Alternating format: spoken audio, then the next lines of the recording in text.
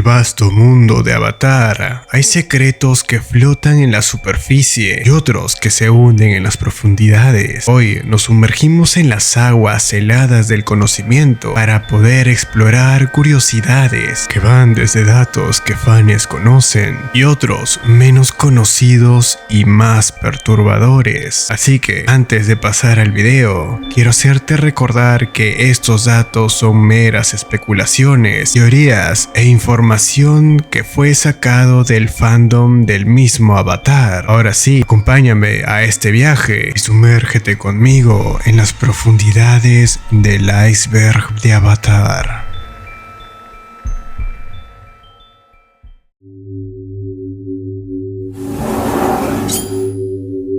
Los templos aire estaban divididos en sexos, siendo el templo del sur y el oeste destinados a los hombres, mientras que los templos del norte y el oeste eran el hogar de las mujeres. Esto lo podemos ver en los flashbacks que tenía en infancia de Aang, donde podemos observar que en el templo del sur no había ni una sola mujer, y también lo podemos confirmar en las estatuas y los murales que hay en los templos, ya que estas son exclusivamente masculinas o femeninas dependiendo del templo en el que estén, por lo que es bastante seguro decir que en la sociedad del aire las personas eran separadas por su sexo, pero esto solo por vivienda, nada más, ya que los monjes eran libres de visitar a sus contrapartes. Sin embargo, estos no formaban familia, pues los bebés eran criados por toda la comunidad, pero esto al ser un iceberg, tienen que tomarlo con pinzas, ya que no está nada confirmado. Sin embargo, nos podemos apoyar a que Aang tampoco habla de sus padres o algo en específico. Al ser un retiro espiritual, pues tiene sentido que las distracciones carnales tengan que ser apartadas para que los monjes se puedan concentrar y estar en uno contra el espíritu y la comunidad. Eso sí, no lo confundan, esto no los prohíbe de tener sentimientos o sentir atracción por otra persona, ya que los monjes tenían una mentalidad bastante liberal en ese aspecto.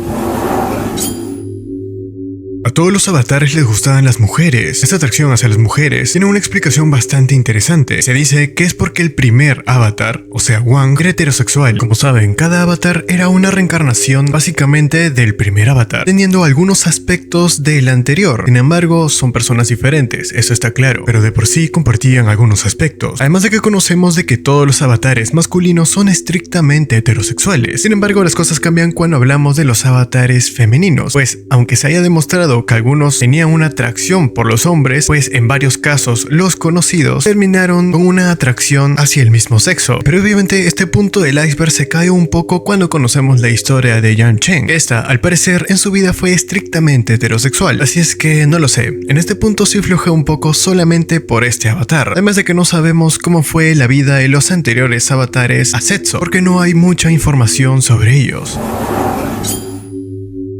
Para este punto del iceberg no se necesita explicar absolutamente nada, solamente hacer conexiones. Sabemos que en la tribu del norte el puesto de jefe es heredado, y Yue, al ser la única hija del jefe Amok, era la heredera al trono. Sin embargo, después de su fallecimiento, el siguiente heredero debería ser pariente vivo del más cercano al jefe, pudiendo ser un hermano o un sobrino, hasta incluso un hijo nacido tras los eventos de la serie. Con esto sabemos que Toph, el padre de Korra, es el heredero al trono de la tribu norte, hasta que fue obviamente exiliado, por lo cual, sabiendo que las leyes de herencia se mantenían en tiempos de Korra, se puede afirmar, entre comillas, Korra pertenece a la misma estirpe que pertenecía la princesa Yue, entonces deben estar emparentadas en algún aspecto, pero esto sí no puede ser tan confirmado, ya que pudo haber cambiado de algún otro modo de que otra familia llegue al poder, así teniendo un cambio de leyes hasta el nacimiento de Korra, así es que este punto en el iceberg podría quedar un poco en el aire.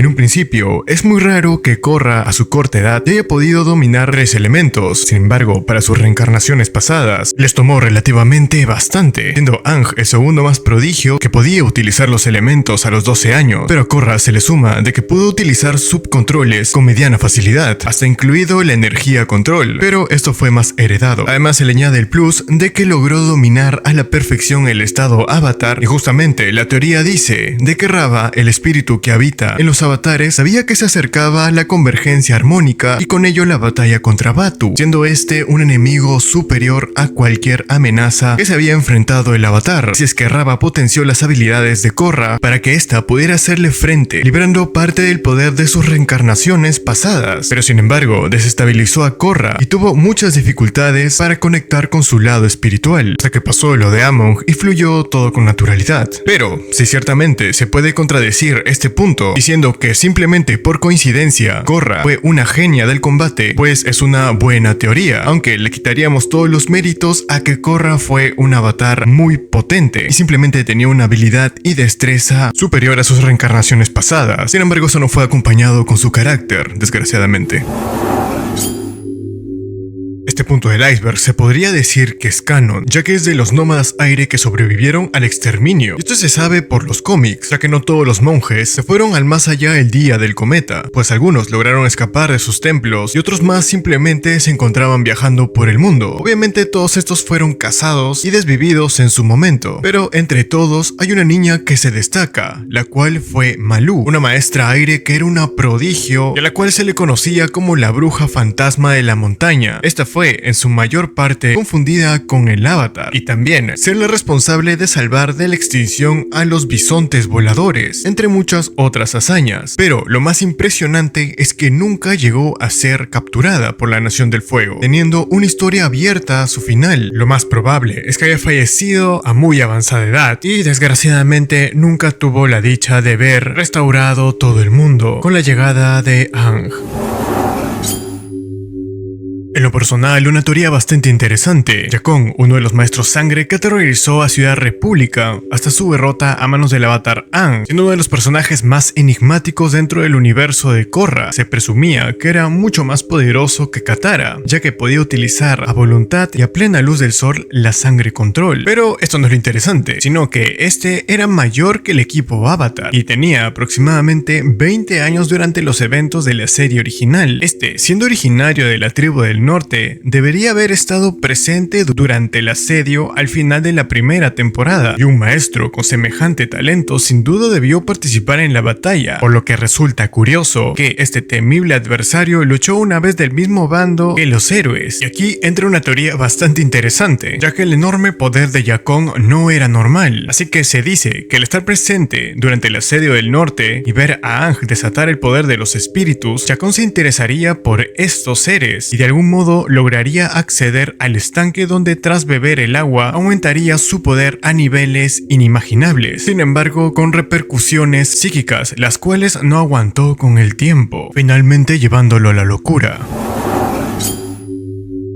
Este punto del iceberg son especulaciones, ya que nuestra querida chica de circo, la cual es una noble de la Nación del Fuego, guarda características muy diferentes a los de la cultura de fuego. Bueno, varios fans han teorizado algunas cosas. Estos argumentan que su agilidad sobrehumana, deseos de libertad y posible afinidad con los espíritus serían características propias de un maestro aire, sumado eso también a sus características físicas, pues como nos hemos dado cuenta, el pueblo de la Nación del Fuego normalmente tiene el cabello negro y los ojos de color ámbar. Sin embargo, Ty Lee es completamente diferente, siendo muy semejante a las características que tiene Aang, cabello color café y ojos grises. Así es que hay dos posibles teorías para esto. Una es que la princesa Seisan, hermana del señor del fuego Sozin, estuvo comprometida con un monje aire. No funcionó, pero nació un bastardo a raíz de esto, la cual fue entregada a una familia noble. Y la segunda es del traidor monje aire Afiko. Este estuvo con una mujer de la Nación del Fuego y tuvo una hija. Sin embargo, la esposa y la hija se fueron después del fallecimiento de Afiko. Igual esto no se puede afirmar, ya que son especulaciones.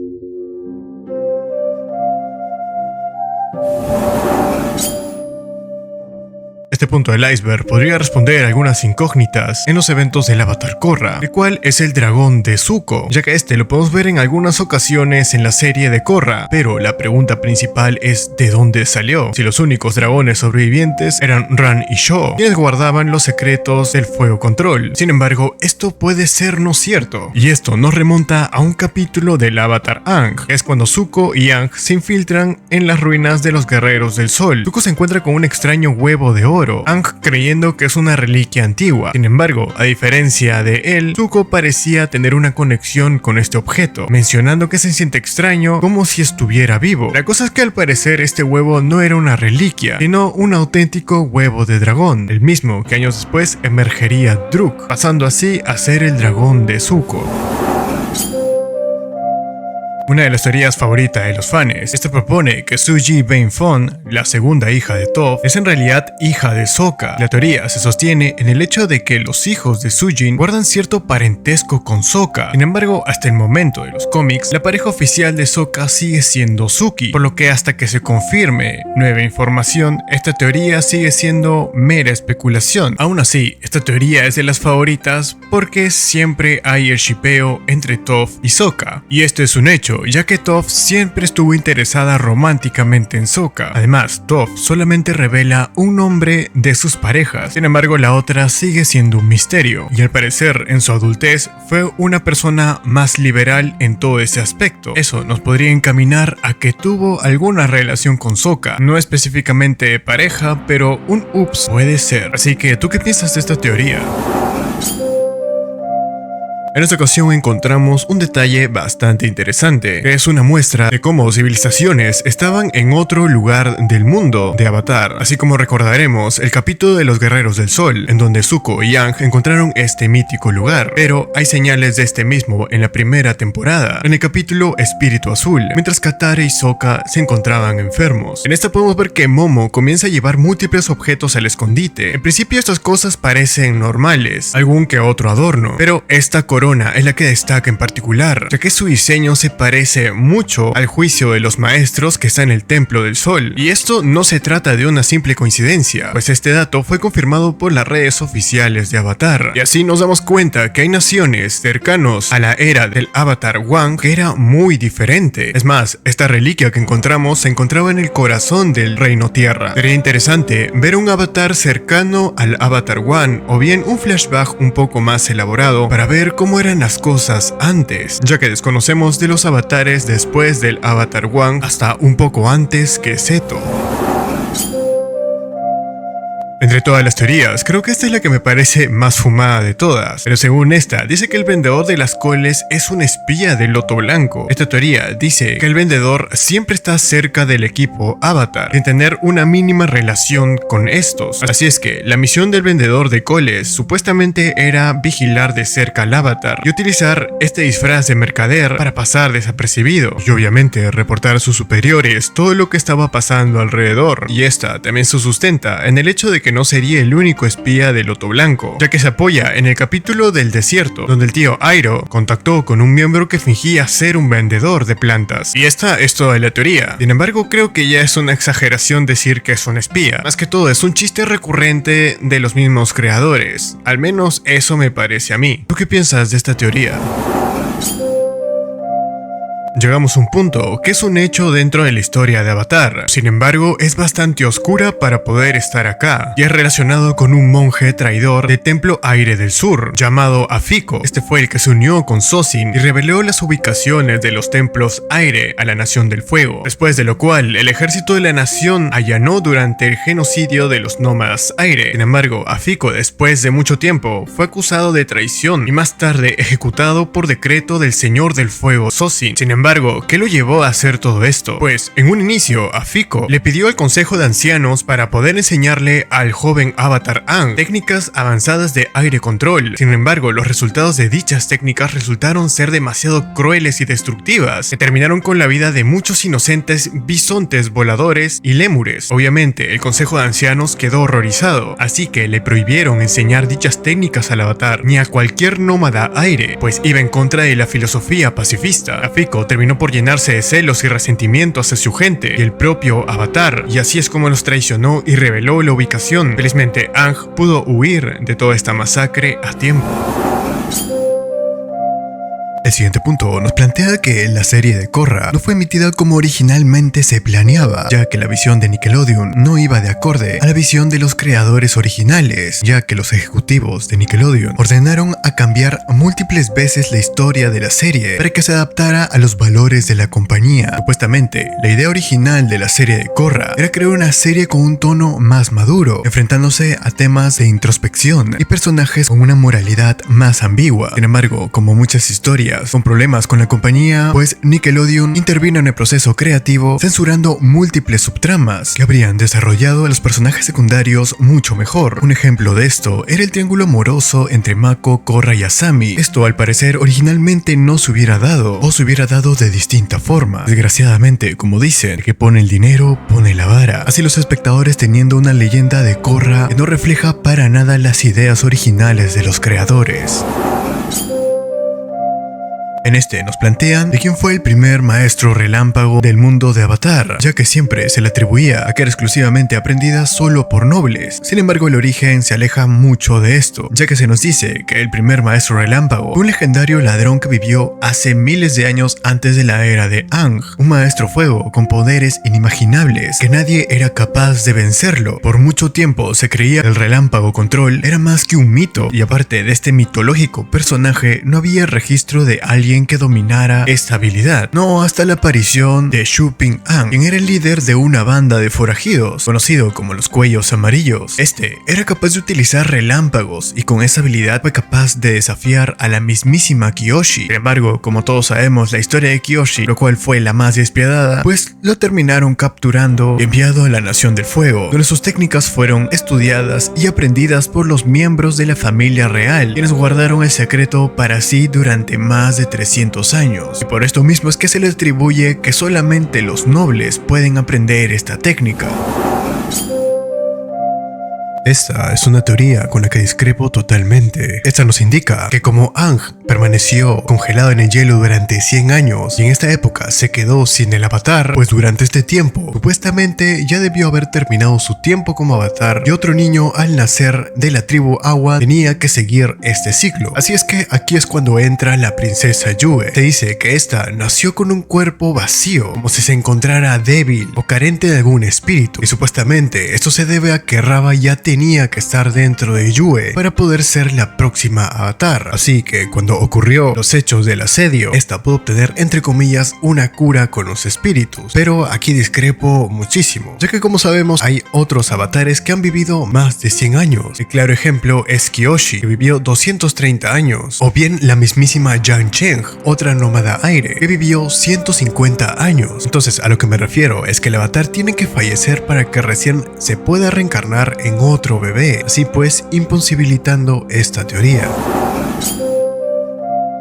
De por sí, el show siempre nos ha presentado a los nómadas aire como monjes pacifistas, pero llegado a este punto, sabemos que muchos no seguían estas filosofías, ya que antes de la guerra existió una facción de monjes disidentes que se hacían llamar el viento guía. Estos creían que el verdadero equilibrio se obtendría al volver al estado primitivo de las ideas. Estas ideas, se podría decir radicales, inspirarían en un futuro a Sahyr. Sin embargo, a pesar de su discurso espiritual, estos monjes eran de cierto modo violentos contra sus enemigos, pues estos fueron los responsables de destruir la alianza que el Señor del Fuego, Sosin, había formado con los ancianos de los templos aire, siendo este conflicto uno de los tantos antecedentes que acabaron detonando la guerra de los 100 años. Es un claro ejemplo que ideas extremistas como el pacifismo extremo también tienen un lado igual de extremo, o sea, como el yin yang básicamente.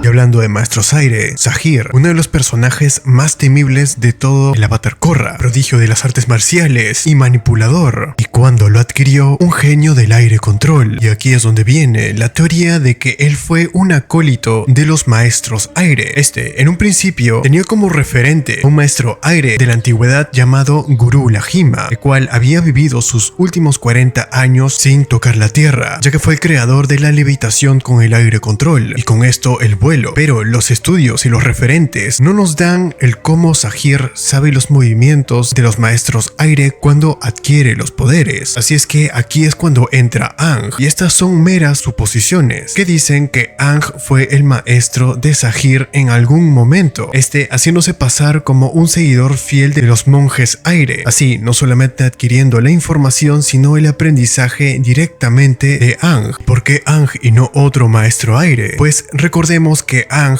también es un erudito de toda la información de los monjes aire y es un genio en el aire control, siendo un maestro perfecto para Saheer también, así logrando hazañas que en 4000 años no se habían hecho con el aire control.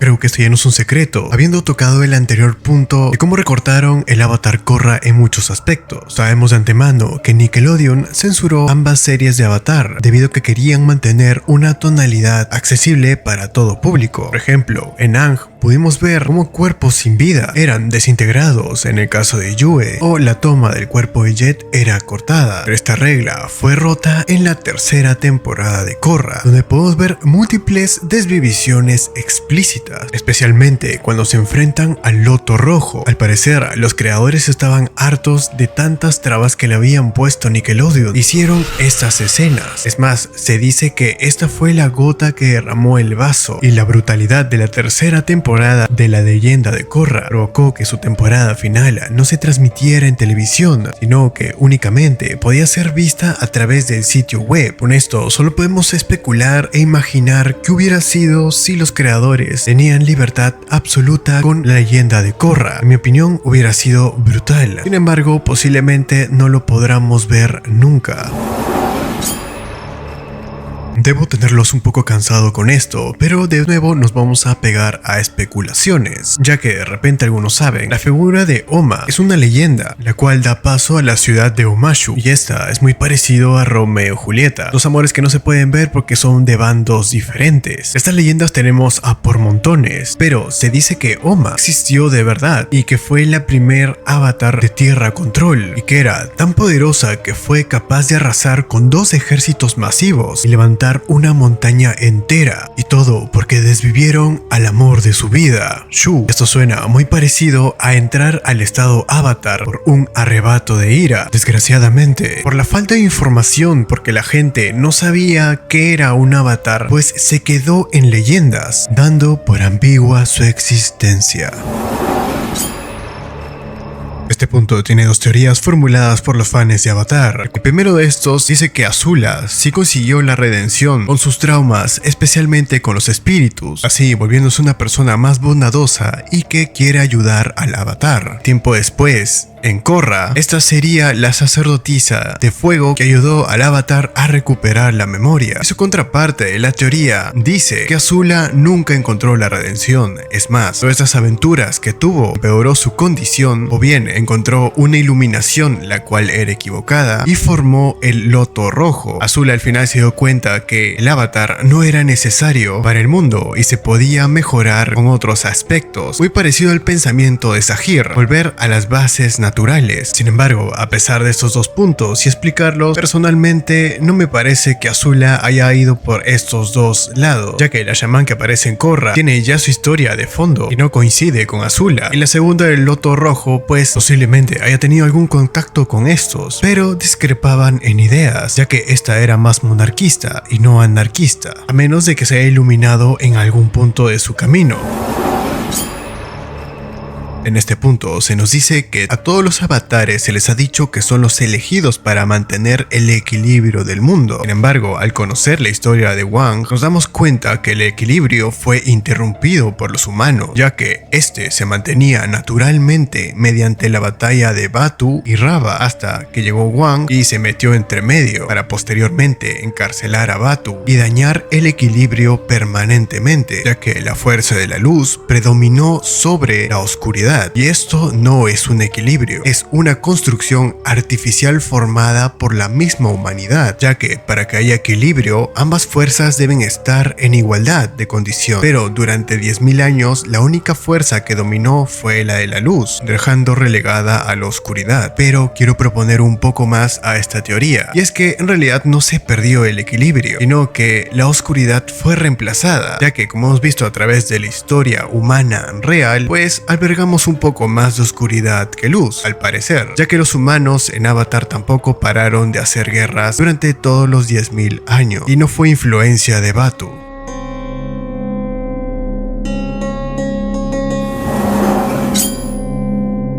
Así como el avatar es el recipiente humano que el espíritu de Rava utiliza para reencarnarse en el mundo físico, pues sabemos que tiene su contraparte que se llama Batu, el cual estuvo aprisionado 10.000 años antes de lo que sucedió con Korra y los eventos de la convergencia armónica. Y aquí es donde entra la teoría. Primero tenemos que tener en cuenta que la supuesta derrota de Batu y destrucción de este mismo no es específicamente así, porque tarde o temprano se regenera y vuelve a existir otra vez, ya que esto mantiene el equilibrio del mundo. Y como Korra dejó el portal de los espíritus abiertos, la posibilidad de que exista un avatar oscuro por parte de Batu es una posibilidad bastante grande, y no lo veo tan descabellado, ya que como recordemos, el historial del avatar es dejar siempre problemas para el siguiente que viene. Así es que una posibilidad de la trama para el siguiente avatar es enfrentarse a un avatar oscuro, así simbolizando la batalla de Rava y Batu, pero ahora en humanos. Por la historia que tenemos instaurada en la cabeza del avatar Aang, sabemos de antemano que la Nación del Fuego parece que son los tiránicos y los peores que hayan existido en la historia de todos los avatares. Sin embargo, esto no es así, y por lejos, otro de los reinos es peor que este. El Reino Tierra, de hecho, es el que más atrocidades cometió durante muchos años. Ha tenido líderes tiránicos, gobiernos corruptos, desigualdad social entre habitantes y miembros del ejército, y estos últimos apenas diferenciables de grupos mercenarios. Ha sido cuna de varios de los peores delincuentes del mundo de Avatar, y ni hablemos de ser conocidos por emplear métodos de tortura tanto en sus enemigos como en sus propios ciudadanos, y por último, infames programas de control mental y reclutamiento forzado de niños para unirse al ejército, y seguramente queda una lista aún peor, así dejando al Reino Tierra como uno de los peores de los 4. Este punto viene de la mano con el anterior que hemos tocado, ya que fue confirmada dentro de la leyenda de Korra. Esto nos dice que la nobleza del Reino Tierra pagaba grandes cantidades de dinero para degustar la exótica carne de bisonte volador, y no cualquiera. Específicamente de los bebés, por ser más tierna, exactamente como lo hacemos nosotros a cualquier animal. Sin embargo, esto era prohibido. Recordemos que los bisontes voladores estaban en peligro de extinción, y aún así, los del Reino Tierra robaban a los bisontes pequeños de sus madres para ser servidos como manjares en las reuniones de los círculos de poder de los nobles del Reino Tierra, así sumando un punto más a la mente escabrosa que tienen los del Reino Tierra.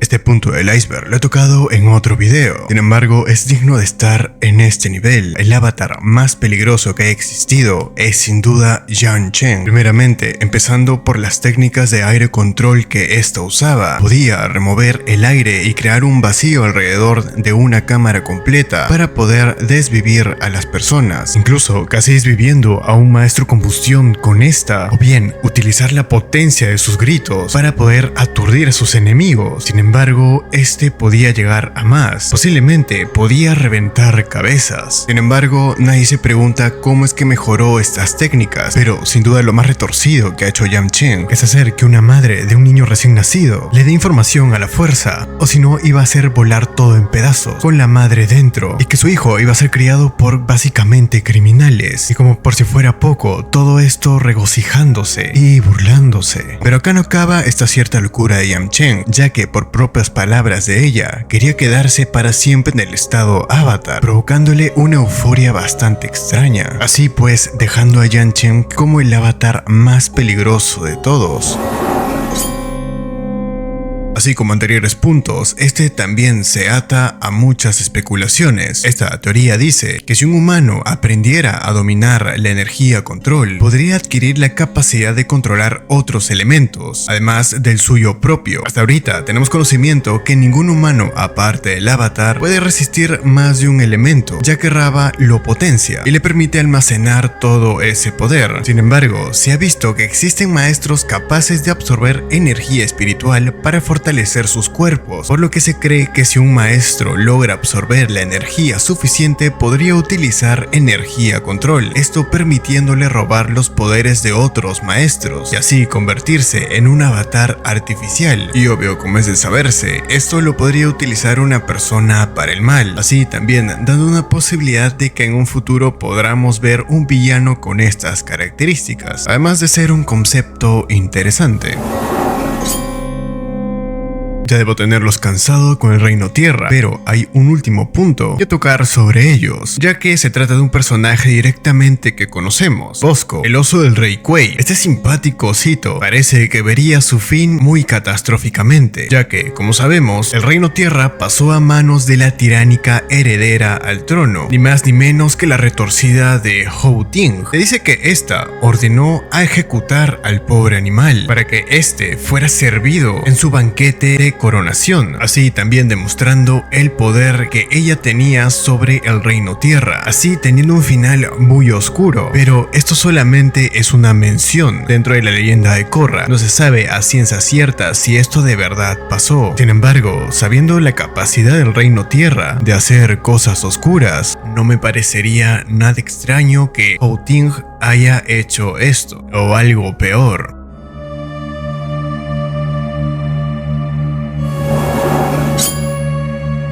Esto se sabe que es parte del universo de Avatar, sin embargo está muy implícito y efectivamente son las técnicas hiperviolentas que existen, ya que sí, hay que aceptarlo, todas las técnicas de los elementos tienen su parte violenta. Por ejemplo, el agua con sangre control podría perfectamente sacarle toda la sangre a una persona del interior de su cuerpo. En el aire, a pesar de que ya tenemos un ejemplo con Sahir quitándole todo el aire al sistema respiratorio de una persona, pues queda implícito que también se puede llenar completamente de aire, así dando una explosión bastante grotesca. Para un maestro tierra, el aprisionar un cuerpo y despedazarlo es también posible, y es más, en la serie vimos a un general fingir que esto mismo le hacía a Katara. Por obvias razones esto era falso, pero aparentemente sí se puede hacer. Y con respecto a los maestros fuego, aún obviando que pueden calcinar vivo, se sabe que no solamente pueden controlar el fuego, sino la temperatura. Por ejemplo, si el tío Iroh podía calentar el agua hasta sacar vapor, entonces literalmente tiene la capacidad de poder hacer hervir a sus contrincantes, así dándoles una desvivisión bastante atroz. Y bueno, y así podríamos seguir hasta mucho más.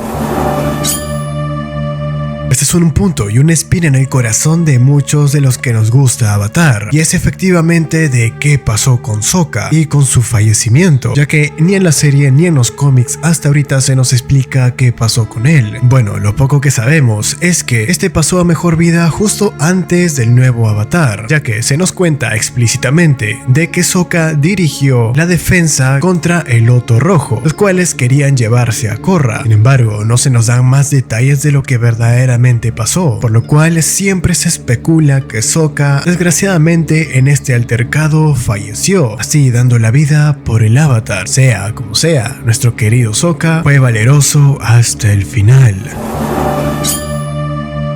En este punto, dudo mucho de que se hayan olvidado de lo siguiente que vamos a tocar. Si es que eres más observador, te podrás haber dado cuenta que cuando las guerreras Kyoshi empiezan a defender a Appa del trío de Azula, pues Suki está acompañada de 5 guerreras Kyoshi. Sin embargo, después, cuando son liberadas, esta solamente está acompañada de 4. En serio, dudo mucho que se hayan olvidado que faltaba una guerrera Kyoshi, ya que Avatar siempre ha tenido bastante cuidado con estos aspectos. Así es que hay dos posibles teorías que le han dado. La primera de ellas es bastante simple, es que en la batalla contra las guerreras Kyoshi, pues desgraciadamente el trío desvivió a una de estas, y la que es más aclamada es que falleció en prisión, luego de diferentes torturas que se le aplicaron para poder sacar información. Azula teniendo la ventaja de que Suki tenía que hablar sí o sí, y además de que era la principal que sabía absolutamente todo. No tenía sentido desvivir a Suki, pero si veía a sus hermanas caer una a una, pues la información se iba a soltar rápidamente. Así pues, procediéndole a hacer cosas atroces, y al final ni siquiera recibió una mención.